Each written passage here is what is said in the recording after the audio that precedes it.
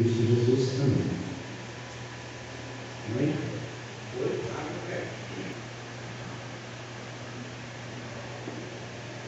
Nós vamos aqui retomar a nossa reflexão sobre aquele tema, né? Quando o discipulado passa para outro nível, tá?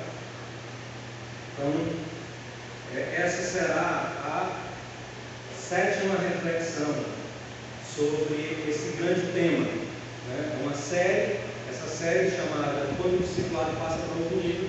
E dentro dessa série nós vamos, esse é o 7º sermão, porque o 5º sermão ele se dividiu em 2, né? Então foi parte 1 e parte 2, e agora é o 7º, e eu acredito que nós vamos finalizá-lo hoje, tá? Então, quando o discipulado passa para um outro nível, número 7, ou final, né? E aí dentro dessa série maior, desse nome, desse tema maior, a gente estabeleceu um tema, um subtema para essa reflexão específica. E qual é o tema dessa reflexão de hoje? 4 situações no processo discipulador de Jesus que mostram o quanto um discípulo busca a amadurecer.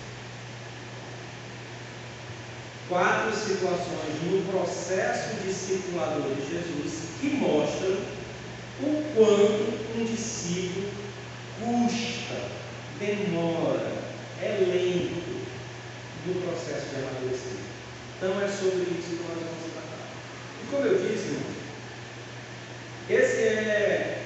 esse sermão será o último dessa série de sermões no capítulo de número 9. Sermões que foram construídos dentro desse grande tema, que é quando o discipulado passa para outro nível, abordando a ideia do discipulado. E sobre sermões que foram tratados sobre como Jesus forçou, conduziu os discípulos a passarem para um nível um pouco mais elevado naquele caminhar discipulador que Jesus estava desenvolvendo com ele. Ao longo, irmão, dos últimos sermões, nós indicamos aqui que Jesus, após convidar os discípulos, né, lá no capítulo de número,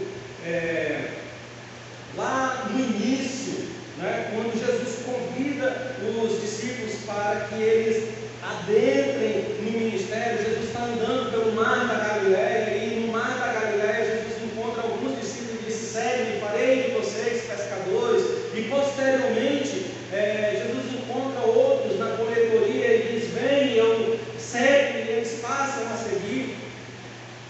Jesus começa um chamado, começa um trabalho com esses homens, de forma que esses homens participem de um ensino, de uma orientação.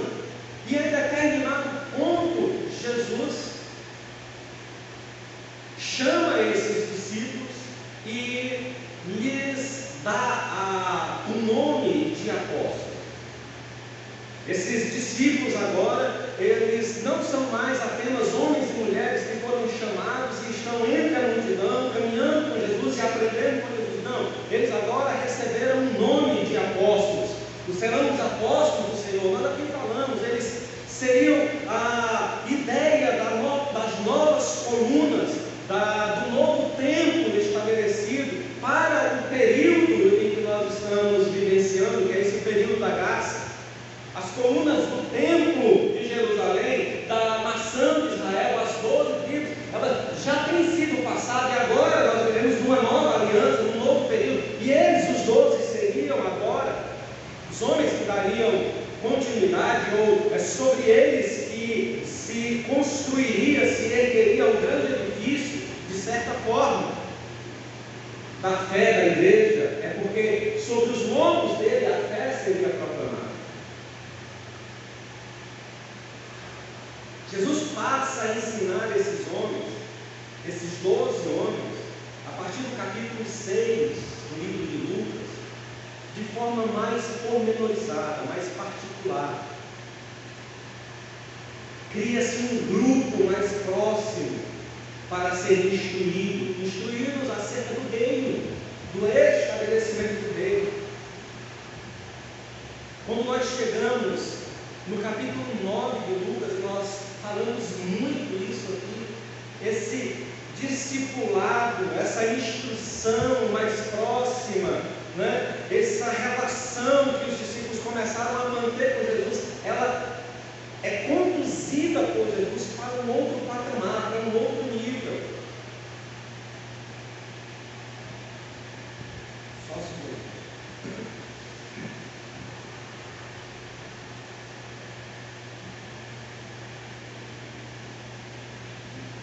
Como eu disse, quando nós chegamos no capítulo 9, Jesus conduz esse relacionamento discipulador para outro nível. Então, ou seja, os discípulos deixam de ser meros ouvintes para serem agora atuantes no ministério.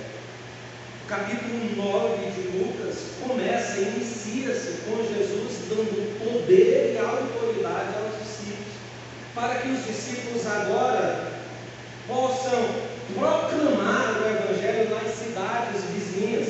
E Jesus diz: eu vos dou poder sobre as enfermidades e sobre os espíritos, e envia-os para que eles saiam a pregar. Então, a partir do verso 1 do capítulo 9, o discipulado começa a ser conduzido para algo a mais.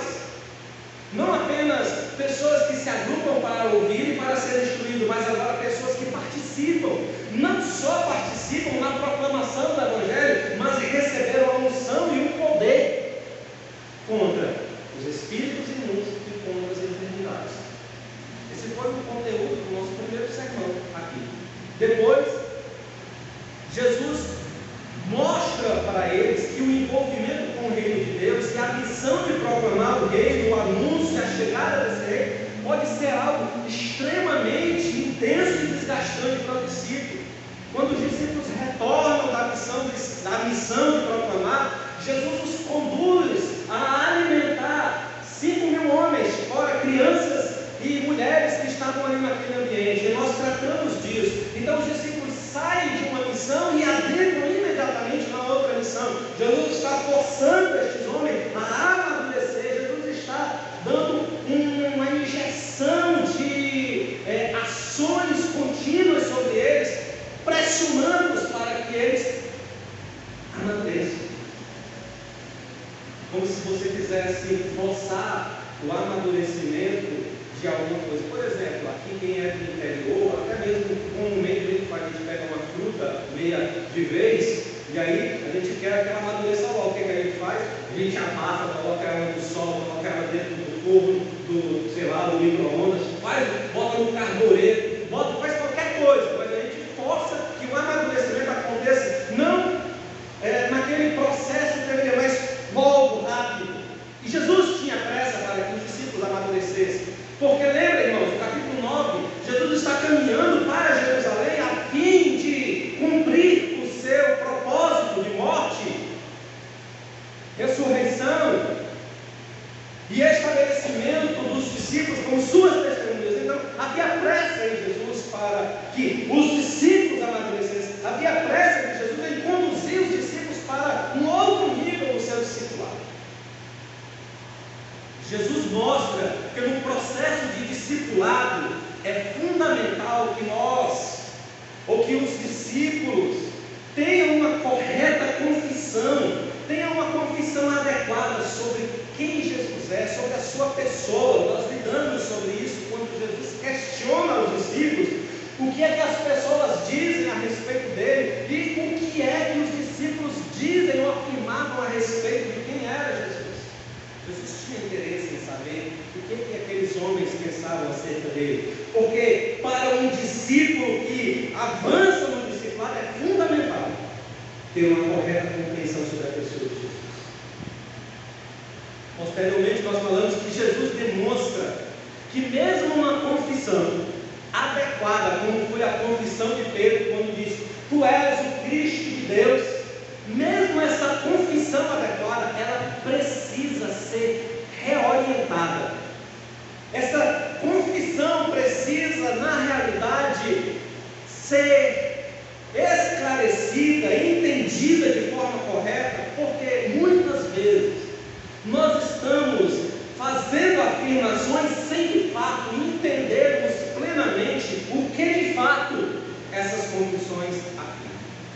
seja, dizer que Cristo, ou que Jesus era o Cristo de Deus na mente dos discípulos, era dizer que Jesus era um rei político, que Jesus era um homem que libertaria a nação de Israel, que Jesus precisou reorientar esta compreensão na mente deles, dizendo que o Cristo seria morto e ressuscitaria, que a mentalidade do Messias estabelecida no imaginário judaico estava equivocada. Então Jesus reconfigura, reorienta, reestabelece, reinterpreta na mente do discípulo a confissão adequada ao perfeito. E, além de reorientar a confissão, Jesus estabelece que a confissão precisa ser acompanhada de uma prática.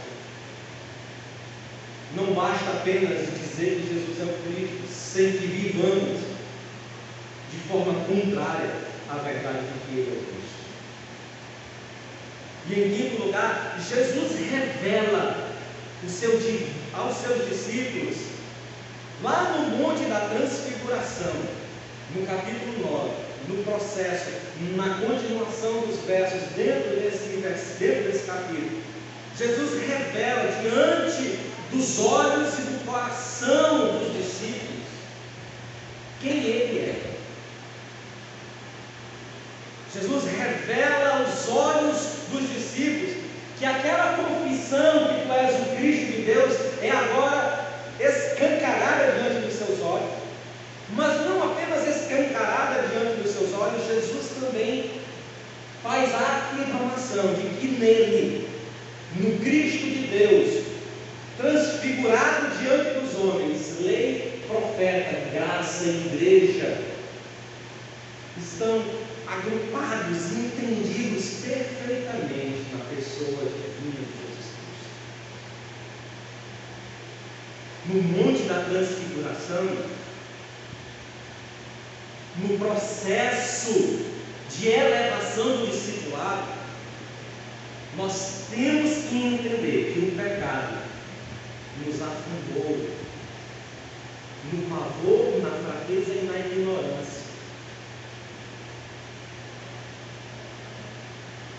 Pavor, fraqueza e ignorância concernente às coisas espirituais. Nós estamos alheios às coisas espirituais.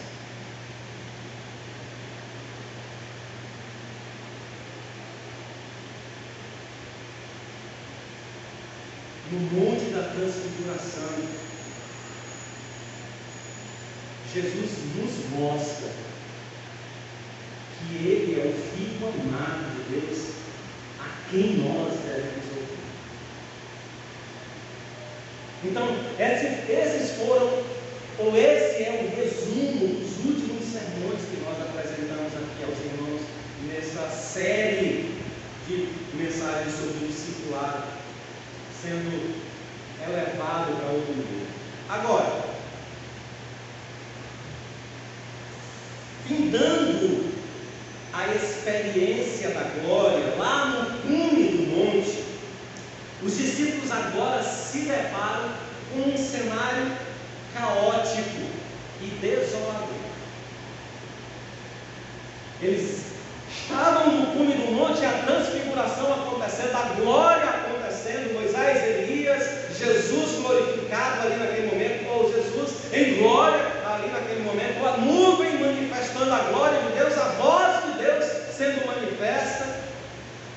Mas aquele momento se encerra e os discípulos, junto com Jesus, têm que descer ao pé do monte. E quando eles descem ao pé do monte, eles encontram um cenário caótico.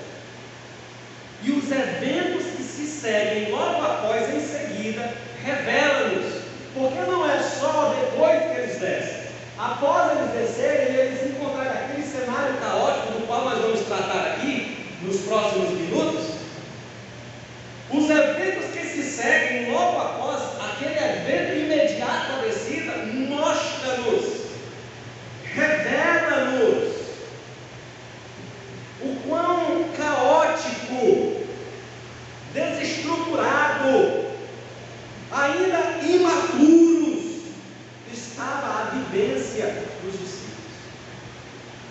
Esses eventos revelam-nos que mesmo os discípulos, sendo forçados por Jesus para evoluírem na caminhada de fé, na compreensão do seu chamado para serem apóstolos de Deus, ainda assim, esses homens revelam profunda inaptidão para o chamado.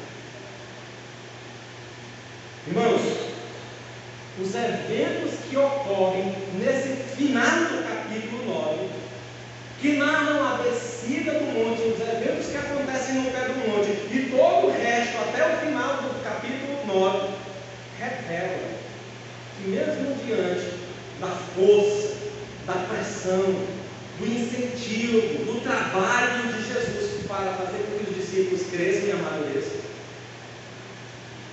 ao final a gente vai perceber que na verdade os discípulos, os apóstolos, eles estavam inaptos para o seu chamado de apóstolo. Que o processo de amadurecimento e de elevação não aconteceu no capítulo 9. A coisa ainda ia durar um pouco mais. É por isso que o meu sermão, e o tema do meu sermão é 4 eventos que mostram como o processo de amadurecimento do discípulo é lento. Acompanha comigo o texto. Vamos ler Lucas, capítulo de número 9, versos de número 37 a 62. Acompanha comigo e diz assim o texto: No dia seguinte, ao descerem do monte, veio ao encontro de Jesus uma grande multidão. Olha, veja, eles estão descendo do monte da transfiguração. No dia seguinte, veio ao encontro de Jesus uma grande multidão.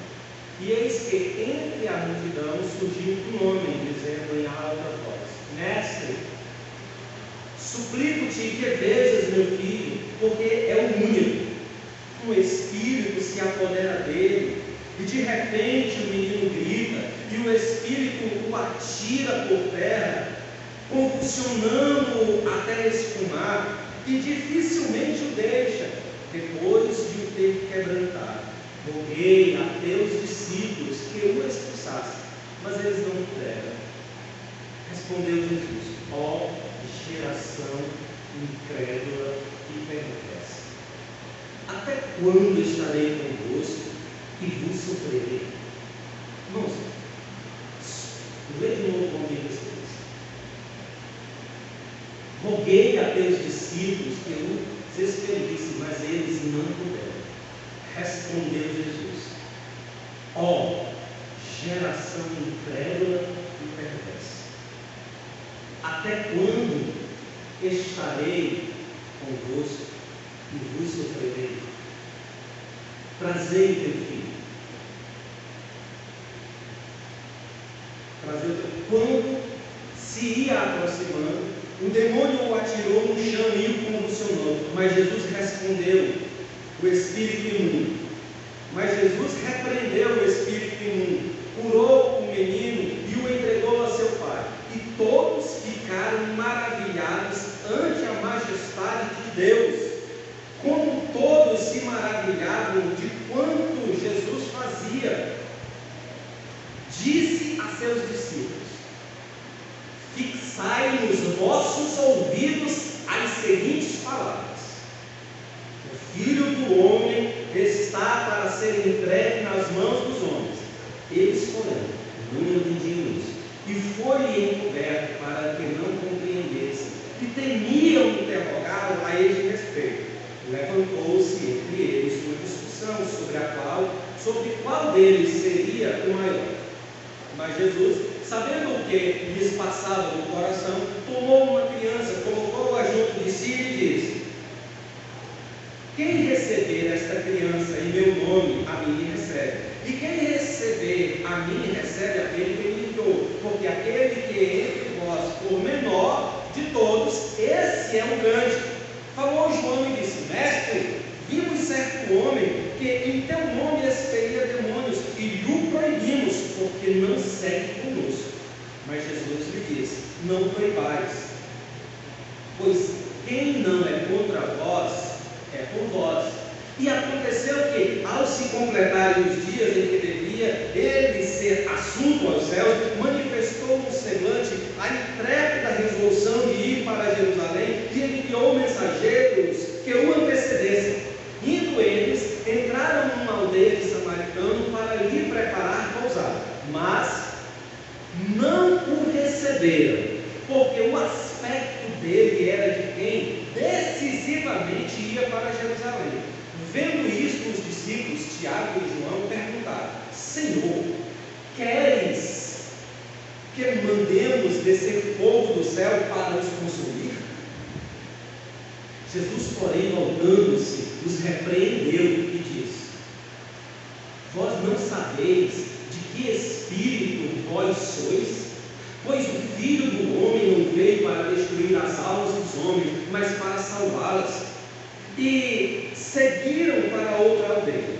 Indo eles a caminho, fora alguém e lhe disse: Seguir-te-ei para onde quer que fores. Mas Jesus lhe respondeu: As raposas têm seus covis e as aves do céu ninhos, mas o Filho do Homem não tem onde reclinar a cabeça. A outro disse Jesus: Segue-me. E ele, porém, respondeu: Permite-me ir primeiro sepultar meu Pai. Mas Jesus insistiu: Deixa os mortos, os sepultados, seus próprios mortos. Tu, porém, vai e prega ao reino de Deus. Outro lhe disse: Seguir-te-ei, Senhor, mas deixa-me primeiro despedir-me dos da minha casa. Mas Jesus lhe replicou: Ninguém que, tendo posto a mão no arado, olhando para trás, é apto para o reino de Deus.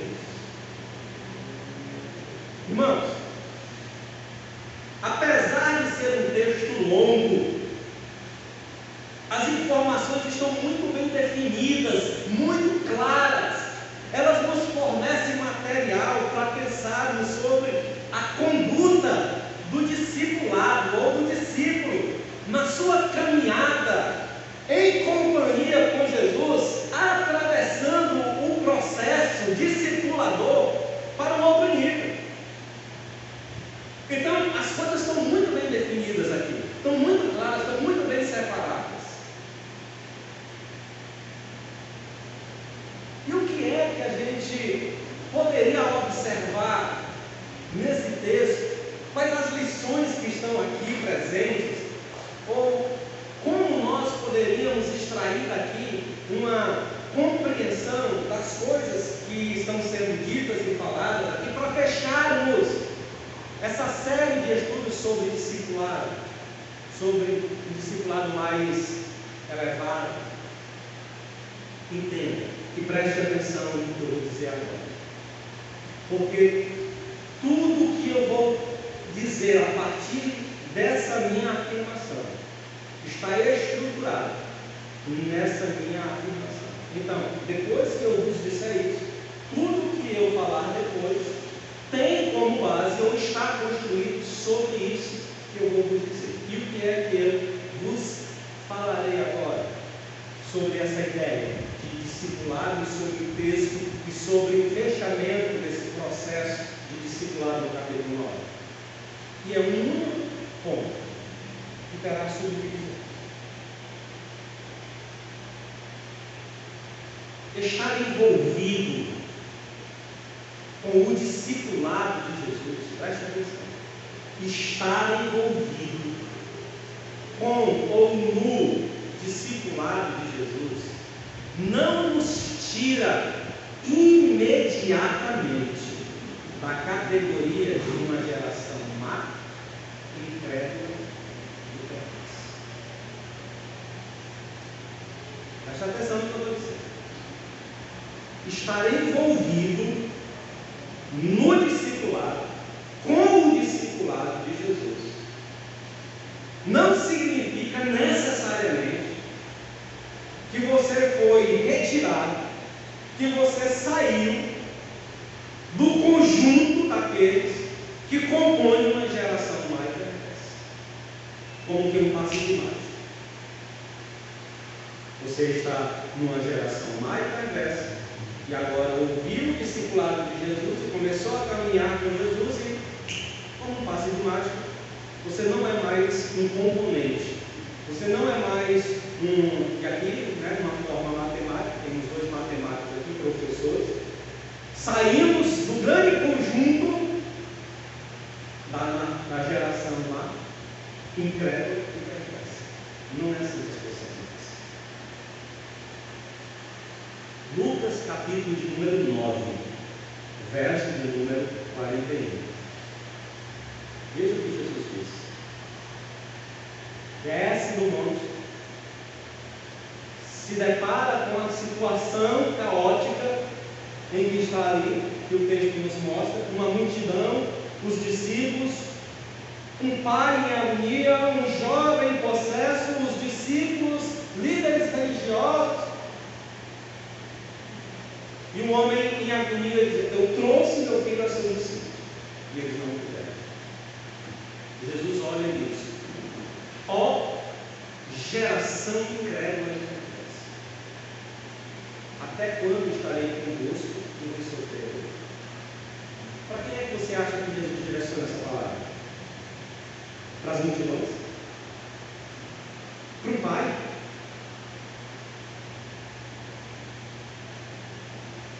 Calma, irmãos.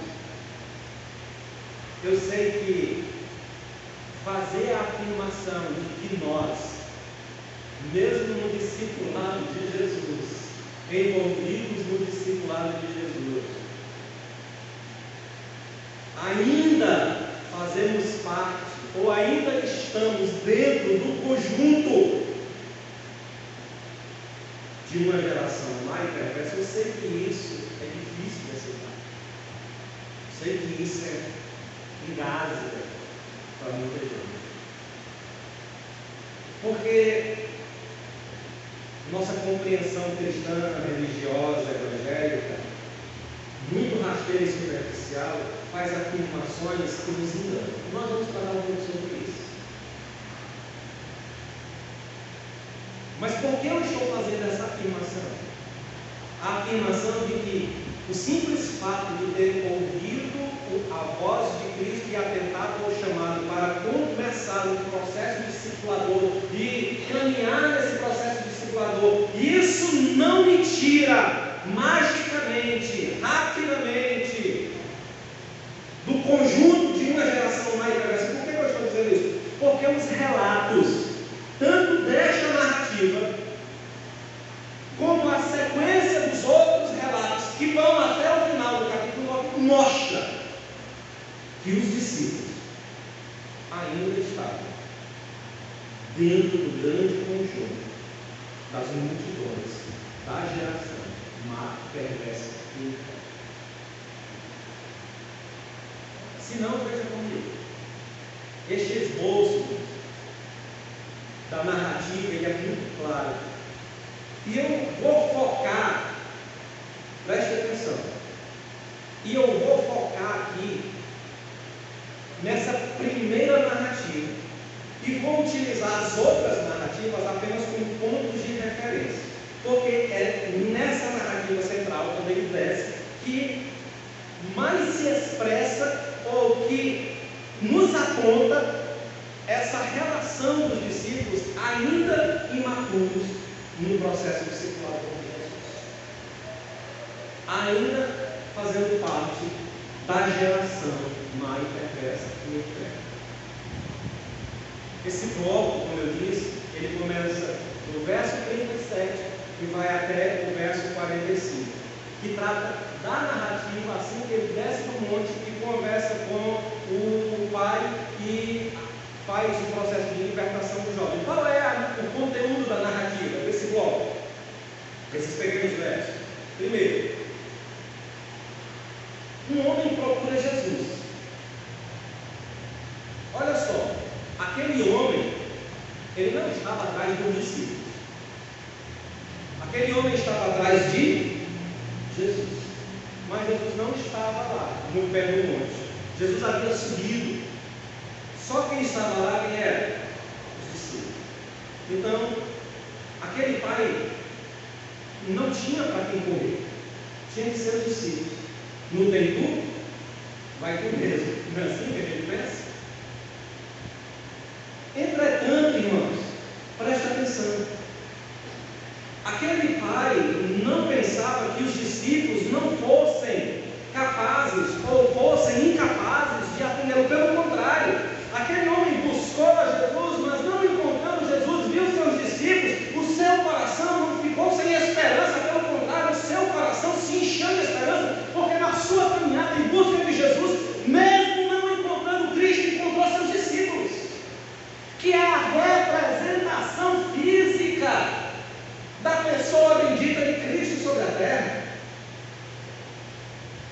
Então o homem se encheu de alegria, porque não ia dar a viagem perdida e iria ter a resolução, o alívio das suas angústias, das suas dores. Ele encontra os discípulos. Segunda coisa, o homem chegou lá e encontrou os discípulos. Qual é o conteúdo? O homem suplica por ajuda e os discípulos são incapazes de resolver ou de responder positivamente às súplicas daquele homem. Se a gente olhar o texto paralelo de Marcos, que trata desse texto também no capítulo 9 de Marcos, dá-se a entender que eles passaram a noite inteira, enquanto os discípulos com Jesus estavam no cume do monte em glória, no pé do monte havia uma batalha espiritual e os discípulos não tiveram a mínima condição de se opor às forças tenebrosas que se apossavam daquela criança e de dar a esperança necessária para aquele jovem. O que mais tem nessa narrativa? Jesus desce do monte, encontra aquela situação constrangedora, o homem então suplica a Jesus e ele expulsa o demônio e cura o garoto e depois entrega para o seu pai. Então Jesus declara que vai ser entregue nas mãos dos homens, mas essa informação não faz sentido para os discípulos e eles temiam perguntar a Jesus sobre isso. Agora, isso é o conteúdo da narrativa, ok? Resumindo. Agora, o que é importante nós destacarmos nessa narrativa? O que é profundamente interessante observar? Primeira coisa, os discípulos já haviam recebido lá no verso de número 1 do capítulo 9, poder de Jesus para curar os enfermos e para expulsar os demônios. Mas os discípulos não tinham apenas recebido o poder de Jesus para curar os enfermos e para expulsar os demônios. Eles também tinham experimentado as ações efetivas desse poder na sua vida. Eles saíram e pregaram o Evangelho e eles curaram pessoas e eles expulsaram demônios.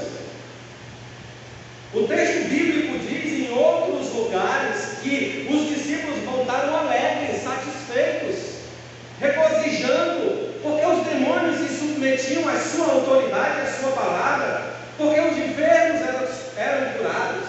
Então eles tiveram essa experiência. A pergunta é por quê? O que é que aconteceu naquela bendita ocasião?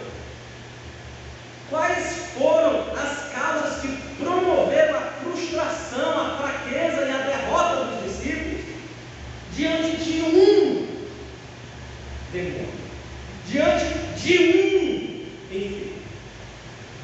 O que foi? Se eles já tinham experimentado viagens missionárias, pregação, curas, expulsar demônios, o que aconteceu? Primeiro, o texto deixa claro isso, mostra isso com muita clareza. Sabe por quê? Sabe por que naquele momento específico, a narrativa, Lucas mostra, mesmo dentro do capítulo onde eles tiveram vitória sobre os demônios e sobre os enfermos, Lucas mostra a sua fraqueza, a sua derrota sobre demônios e enfermidades. Jesus diz: porque vocês são maus e perversos. porque vocês são incrédulos. Eles foram derrotados, eles foram ou passaram por uma situação de constrangimento porque eles eram soberbos, tomados de orgulho, em uma competição infantil para saber quem era o maior. Verso de número 46 diz que entre eles, após toda essa situação, eles se reúnem, se ajuntam e questionam quem é o maior entre eles. E Jesus tem que trazer uma criança e dizer: vocês precisam me receber como essa criança. Weber, mas essa informação está depois. A informação está depois, mas essa informação que está depois revela o coração do discípulo. O discípulo caminhava com Jesus com o coração tomado de orgulho. O discípulo recebia a orientação de Cristo, o discipulado de Jesus, ensinos de Cristo, poder de Cristo, a autoridade de Cristo, mas ainda tinha orgulho no coração, ao ponto de achar que no meio dos seus irmãos e na comunhão alguém poderia ser maior, alguém poderia ter mais autoridade, alguém poderia ser mais elevado.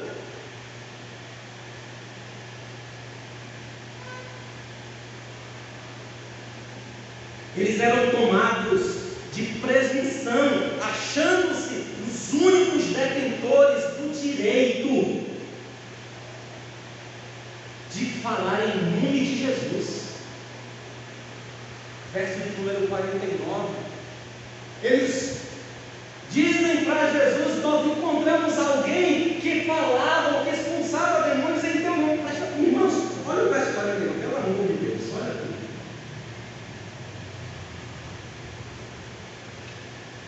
Lá na frente. Lucas 9, verso de número 49.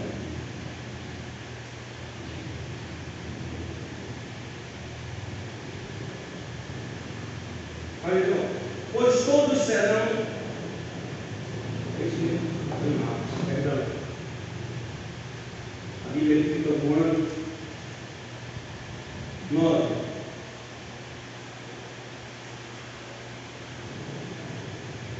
Verso de número 49. João tomou a palavra e disse: mestre, vimos alguém expulsar demônios em teu nome e o impedimos. Irmãos, preste atenção. Isso parece piada. Como as escrituras, elas têm um senso de humor extraordinário. Os discípulos estavam fazendo o que a noite inteira? O que foi que eles passaram a noite inteira tentando fazer? Expulsar o demônio. Eles conseguiram. Agora eles saem e eles estavam com Jesus. Receberam o chamado apostolado de Jesus. Receberam o poder sobre os espíritos imundos e sobre as enfermidades. Mas não conseguiram expulsar um demônio nem curar um enfermo. Aí eles saem e encontram um homem que está expulsando demônio. Alguém que está fazendo o que eles não conseguiram fazer. O que é que eles fazem? Não faça isso. Isso é o que, irmão? Como é o nome que se dá disso? Na minha compreensão é inveja. Na minha compreensão é inveja.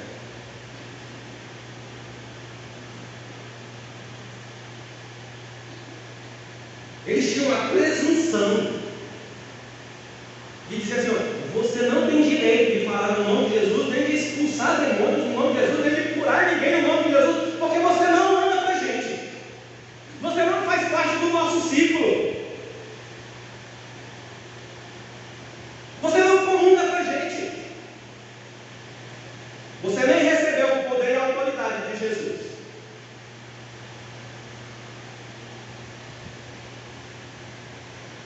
Eles eram profundamente perversos. Escuta o que eu vou dizer, irmãos. Os discípulos de Cristo Jesus, nesse processo discipulador, eles eram tomados de orgulho, eles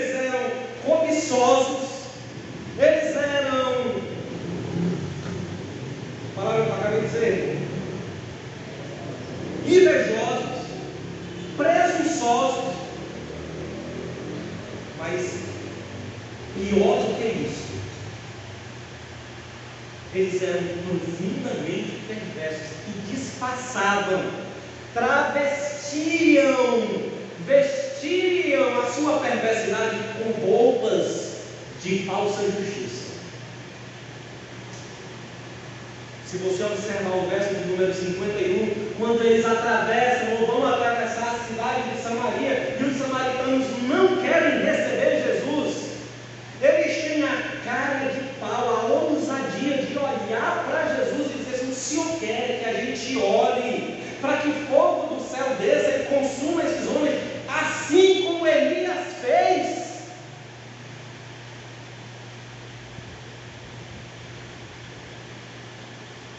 Usa as Escrituras para justificar a maldade, a perversidade do coração judeu, que tinha aversão pelo povo samaritano e que aproveitava qualquer fagulha de oportunidade para destruir aquele povo.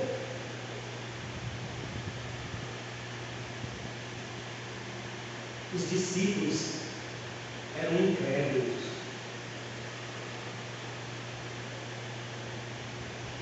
Os discípulos não tinham vida de devoção.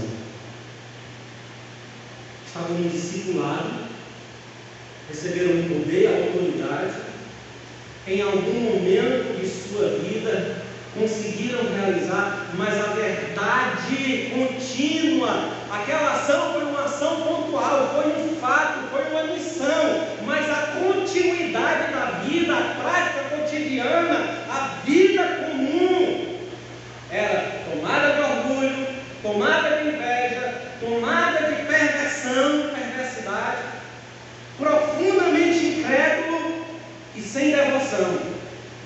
Se você for para Marcos, capítulo de número 9, verso de número 28, após a situação toda ter sido resolvida, o demônio ter sido expulso e o menino ter sido curado, eles perguntam em particular a Jesus: por que nós não podemos expulsar? Jesus diz para eles: porque essa casta só sai por meio de jejum e oração. E aqui há uma compreensão equivocada, né? Que compreensão equivocada é essa? É que a casta que Jesus está falando é a casta dos... É a casta dos...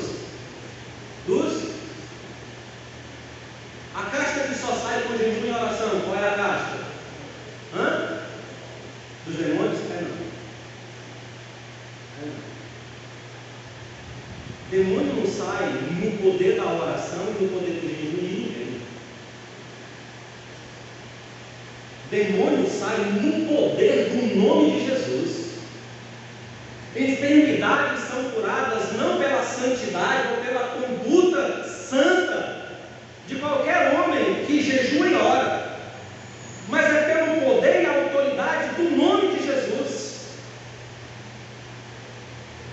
A casta que só sai com jejum e oração é a incredulidade do homem, porque é o jejum e a oração que mata a carne e nos aproxima de Deus em oração e em fala e em contato, e faz com que a nossa incredulidade seja suprimida.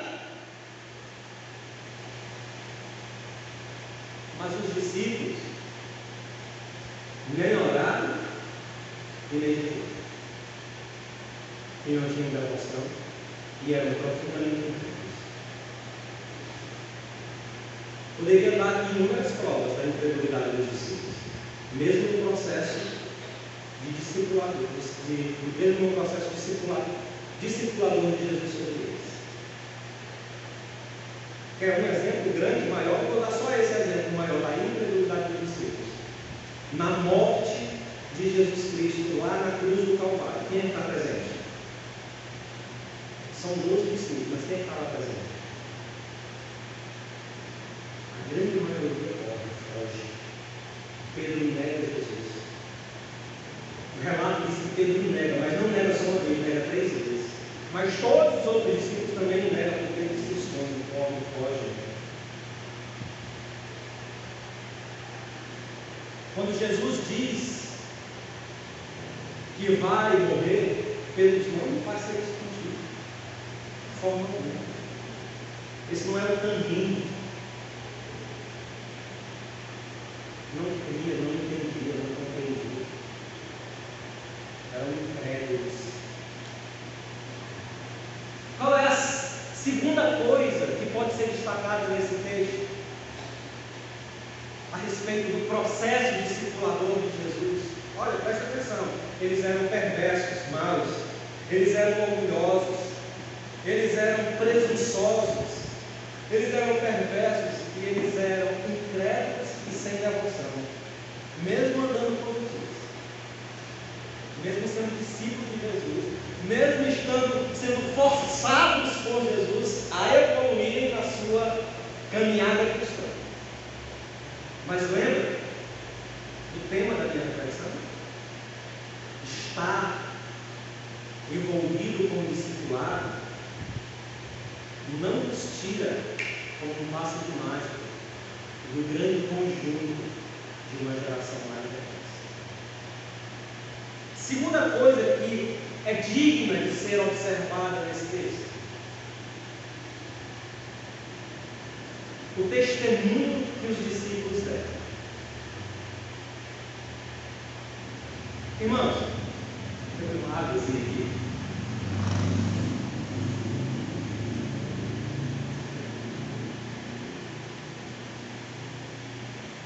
Esse relato, essa narrativa, onde Jesus desce no monte e tem esse contato com esse adolescente, esse pai, faz com que os discípulos desenvolvam um testemunho que na realidade é triste. Porque para o pai do garoto, o testemunho que eles deram foi: nós somos incapazes.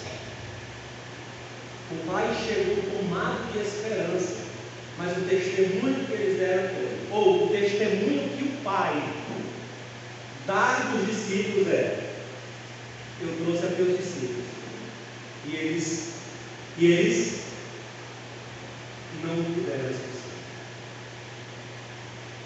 Eu cheguei tomado de esperança diante dos teus discípulos e apresentei a minha agonia, a minha aflição, mas eles não puderam, mas eles não conseguiram, mas eles foram incapazes. O testemunho que os discípulos deram, ou o testemunho que aquele garoto deu acerca dos discípulos, foi um testemunho de desesperança. Desesperança porque eles não puderam expulsar, curar e aliviar as aflições, as dores e as angústias daquele jovem. Para a multidão que, envolvida naquele processo todo, testemunhou acerca dos discípulos que eles eram pessoas sem empatia e sem misericórdia. Se você ler Marcos capítulo 9, que é o texto paralelo a Lucas, dos versos 14 aos versos 19, você vai ver que quando Jesus desce da montanha, encontra a multidão e ele encontra os discípulos conversando e debatendo com os escribas. O pai em agonia, em aflição, o filho tomado por uma expoliação de sua força, de seu físico, de seu emocional, sendo profundamente dilacerado na alma e no físico, e os discípulos conversando com os fariseus acerca do que é aceitável e do que não é aceitável, sobre expulsar demônios, sobre enfermos, sobre se impõe a mão ou se não impõe a mão, se é demônio ou se é doença, se é loucura ou se é seja lá o que for. Eles conversavam com os escribas, eles discutiam teologia, regras de fé, confissões de fé, enquanto uma alma aflita era dilacerada.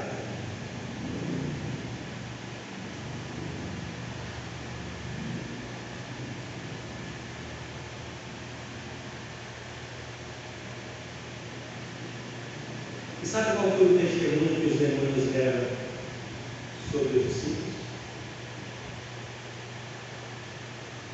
O testemunho que os demônios deram sobre os discípulos é: eles ainda são uma geração perversa. Apesar de, em um momento pontual na sua missão, eles terem tido alguma vitória, expulsando demônios e curando enfermos, lá na missão, no começo do capítulo 9, aqui, revela-se a natureza perversa, egoísta, maldosa, insensível, sem misericórdia, sem empatia dos discípulos. Eles ainda são uma geração má, perversa e inferno. Irmãos, Jesus, ao descer do monte, escute, preste atenção nisso. Jesus, ao descer do monte, olha para os seus discípulos e os chama de geração incrédula, má e perversa.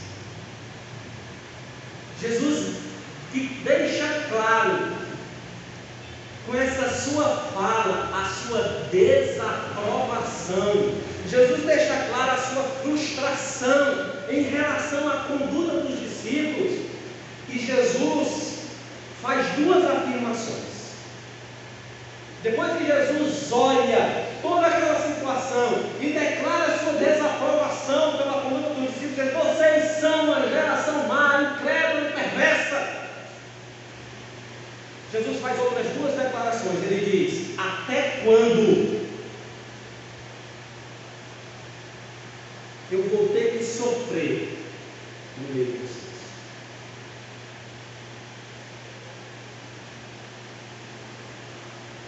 Até quando eu vou ter que sofrer entre vós?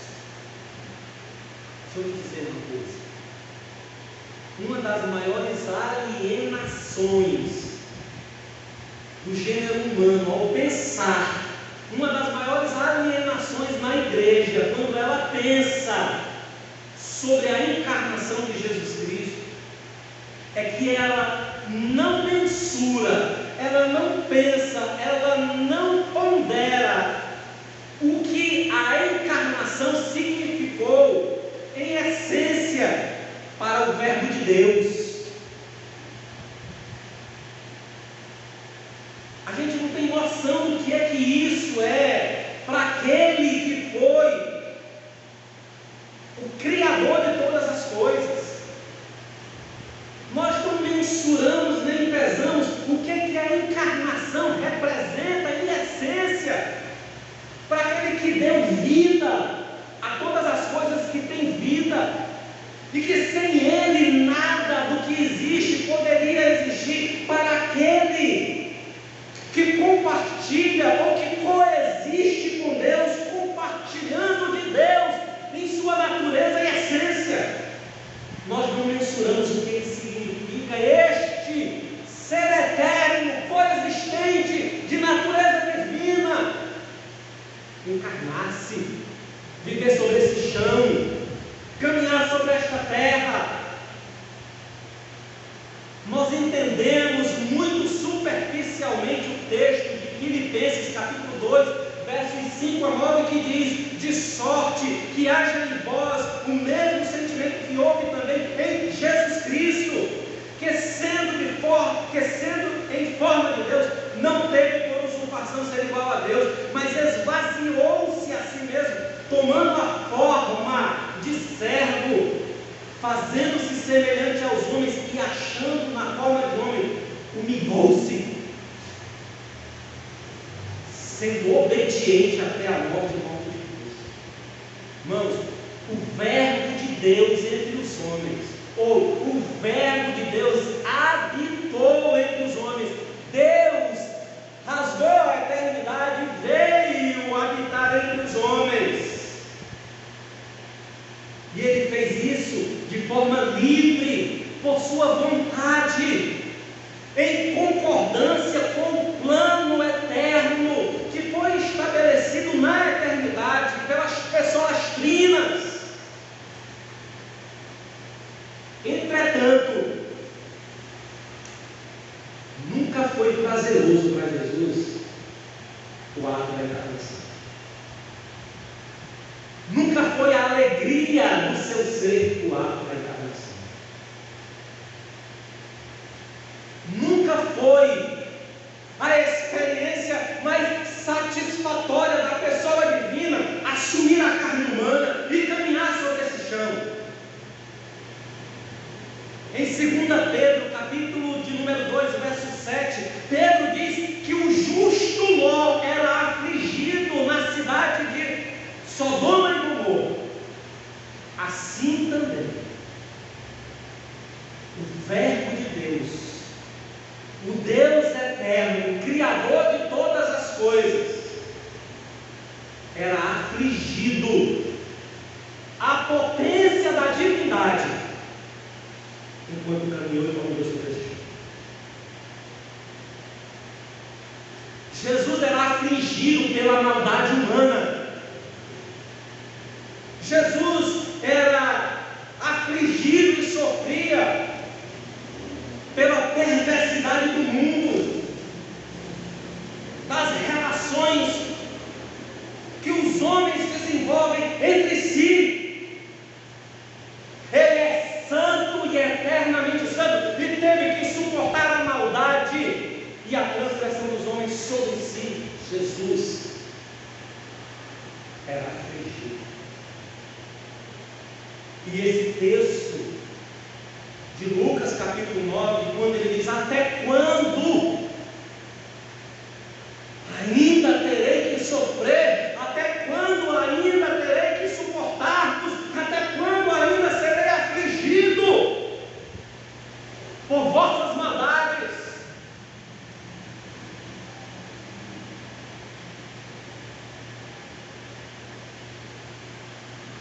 Segunda coisa, segunda frase que Jesus diz, depois de chamar os discípulos de geração má e perversa, depois de dizer: até quando eu ainda terei que suportá-los, Jesus diz: ponde isto em vossos corações, escutem, coloquem isso nos vossos ouvidos, gravem isso nas vossas almas. O Filho do Homem será entregue nas mãos dos homens. Ou seja, eu não vou ficar muito tempo com vocês.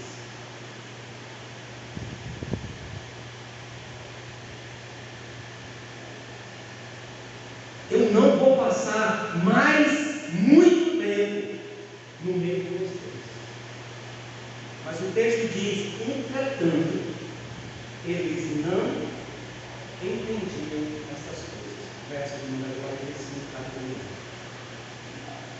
1. Irmãos, essa não era a primeira vez que Jesus fazia anúncio da sua morte.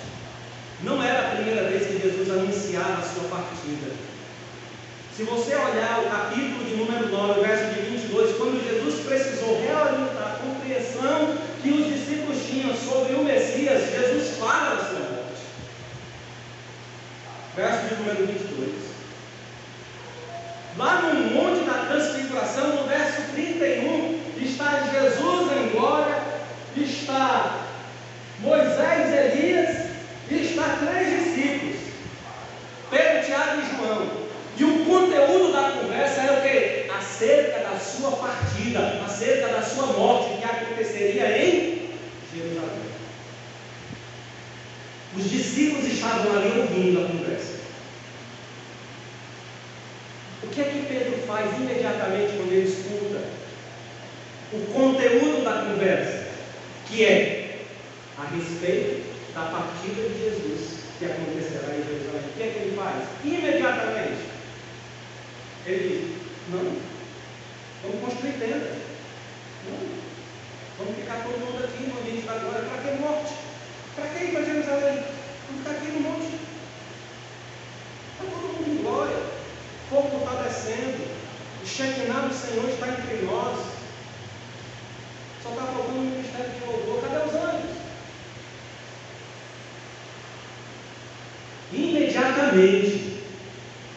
Imediatamente, quando ele faz essa proposta, a nuvem os cobre, Moisés e Elias é retirado daquele ambiente, Jesus se encontra só, uma voz do céu diz: deixa meu filho amado a ele ouvir. Ou seja, ele está dizendo que vai para Jerusalém e vocês têm que ouvir. E eles descem para caminhar em Jerusalém, mostrando que a morte era inexorável, era inquestionável na vida de Jesus no seu ministério.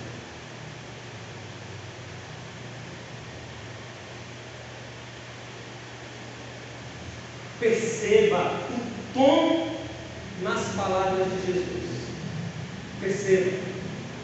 Perceba Jesus descendo do monte, depois de já ter anunciado que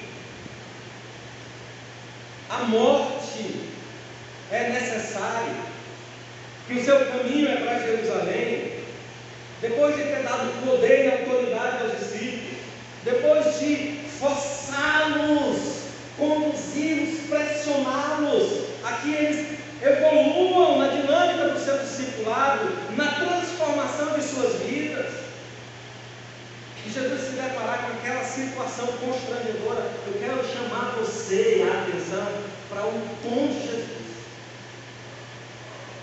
nessas duas frases. Eu quero convidar você a visualizar essa narrativa, a tentar ouvir Jesus se dirigindo para os discípulos e dizendo: ó geração perversa, até quando eu terei que sofrer? Onde em vossos ouvidos isto, eu serei entregue aos homens. Vocês vão ficar sós nesse mundo. Vocês vão ter que caminhar. Vocês precisam amadurecer. Agora, somado a essas duas frases, ó geração perversa, até quando eu tenho que sofrer e estar no meio de vocês? E depois dele dizer: olha, eu vou ser entregue na mão dos homens, eu vou ser morto, não vou mais estar entre vós. Agora some isso à explicação que Lucas dá nesse texto, quando ele diz, Lucas diz: mas eles não entendiam o que Jesus estava dizendo, e temiam interrogar. Irmãos, eu estou terminando. O que eu quero trazer aqui para a superfície, que eu quero arrancar e trazer lá das profundezas e trazer a superfície para que você entenda, para que você veja, para que você enxergue sobre esse texto, é a profunda decepção de Jesus diante de seus discípulos. Mesmo esses discípulos que estavam experimentando o processo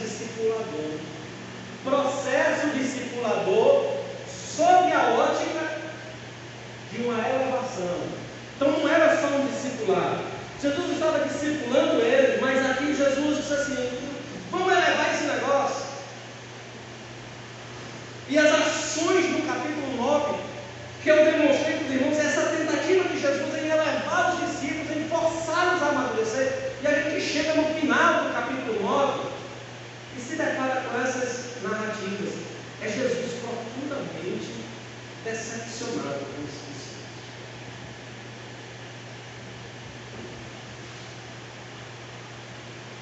esses homens revelam estarem ainda os discípulos.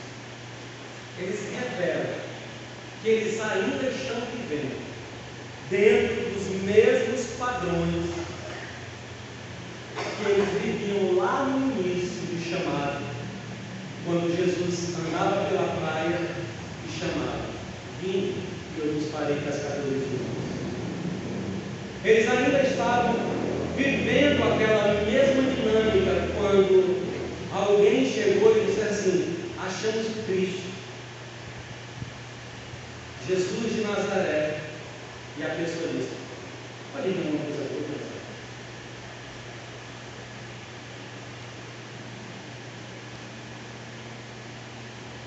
Capítulo 9 de Lucas mostra a intensificação do discipulado, mas também revela a inconsistência dos discípulos, mostra seus profundos equívocos e a resistência ignorante e absurda dos neófitos, das crianças que receberam o apostolado.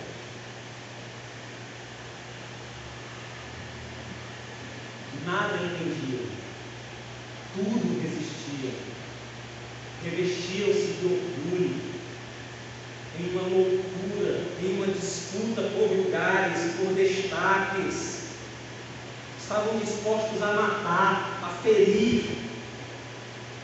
Irmão, no final do ministério de Jesus sobre a carne, ou na carne, eu já fiz essa ilustração aqui. Imagina, no processo discipulador, Jesus vai caminhar para a cruz, faz uma reunião de oração, chama os discípulos para orar. E quando os discípulos se agacham para orar, o cara tem que ajeitar a espada que está aqui do lado.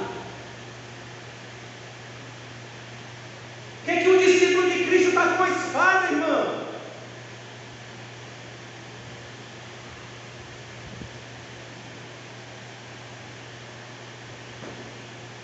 Mas como se isso não fosse o suficiente,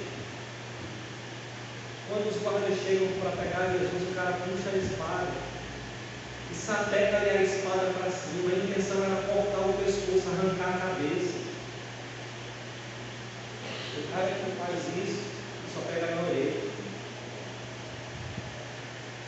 Imagina você, imagina a situação.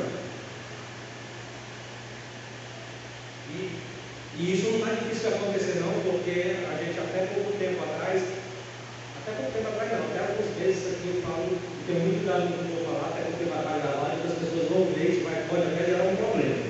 Mas eu não vou deixar de falar. A igreja cristã está querendo andar com arma. Crente está querendo andar com arma. Agora tu imagina a situação. A gente vai fazer uma oração aqui, chama os irmãos para orar, chama o diácono, chama os presbíteros, faz até a reunião de oração. Vamos se ajoelhar. Na hora que os irmãos se ajoelham, aí os irmãos estão de paletó e tudo. Na hora que os irmãos se ajoelham para orar, o paletó se abre um pouquinho mais aqui, aí tem um coldezão aqui, uma 340, uma 765, sei lá, uma R15, sei lá, que diabo é aqui, uma arma. Isso é a cultura da igreja hoje.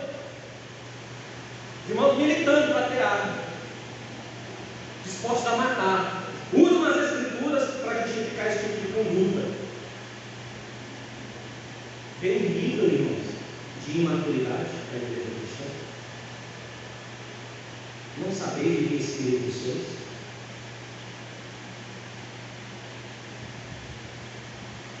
Brigando por poder, por lugar, por destaque, por ser visto, fazendo afirmações tresloucadas acerca daqueles que não compartilham da sua experiência e da sua comunhão de fé.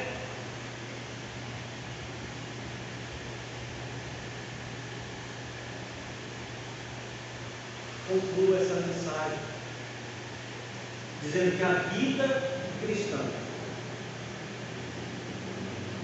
Que o caminho do discípulo, escute, irmãos, a vida cristã e o caminho do discípulo não foram concluídos, acabados, resolvidos em seu único contato com Jesus. Não é pelo fato de você ter levantado a mão, aceitado Jesus, estar dentro de uma igreja, participar de qualquer atividade comum na comunidade, que você pode abrir a boca e dizer que você está pronto e acabado, transformado. Alguns dias atrás eu utilizei essa expressão e alguém deu um pulo lá no que eu estava falando. Que é isso? Quando nós não somos transformados, nós aceitamos Jesus, o Evangelho diz que nós somos transformados. Mas Paulo diz que nós somos transformados de glória em glória, até que sejamos perfeitos. Existe o já e o ainda não.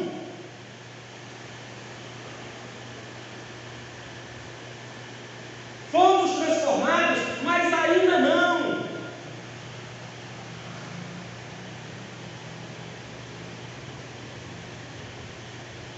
Essas coisas, irmãos, essa transformação, esse caminho, esse discipulado, esse amadurecimento, ele segue, ele continua, ele caminha, ele é movimento. O seu encontro com Cristo, a sua percepção e a iluminação de um anseio pelas Escrituras, e o desejo de orar, e o desejo de mudar, isso são apenas as introduções na grande épica que é a vida cristã. Você sabe o que é uma épica?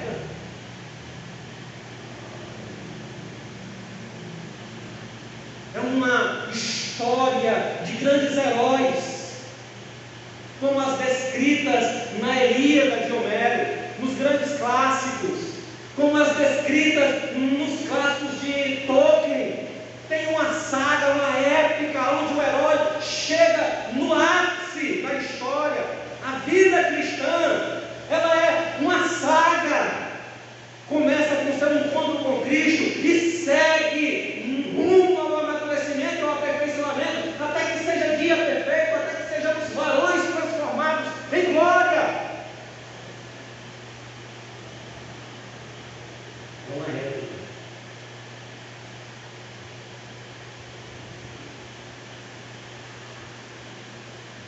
A superficialidade, escute, a superficialidade religiosa, o conceito falacioso, mentiroso, enganoso, de que nós já somos pessoas transformadas, que nós já somos novas criaturas em todas as instâncias do nosso ser. Isso tem causado prejuízos indescritíveis para a vida cristã pessoal e coletiva.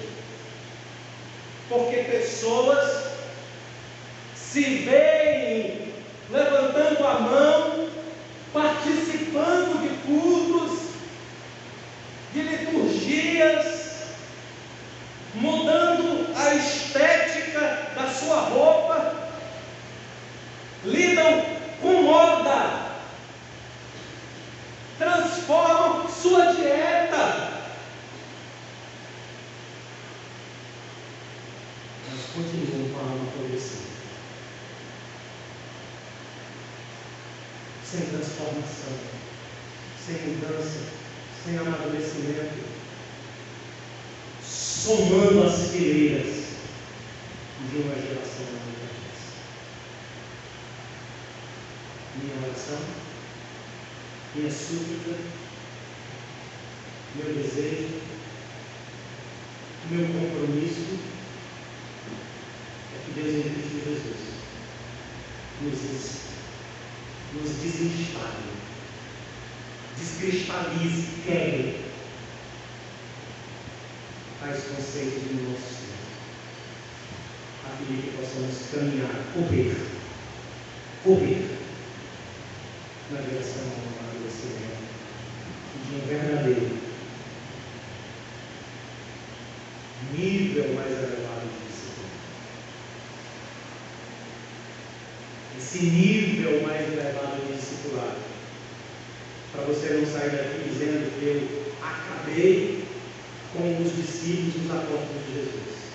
Se cumpriu quando eles receberam a promessa do Espírito de Deus e a infusão do Espírito recaiu sobre eles. O processo discipulador e a presença do Espírito elevou-os a esse nível mais elevado de discipulado. Entretanto, eles ainda permaneceram bons, caminhando de glória em glória, padecendo, sofrendo, sendo aprimorado pelas dificuldades, conflitos e fogo que enfrentaram a vida. As coisas não podem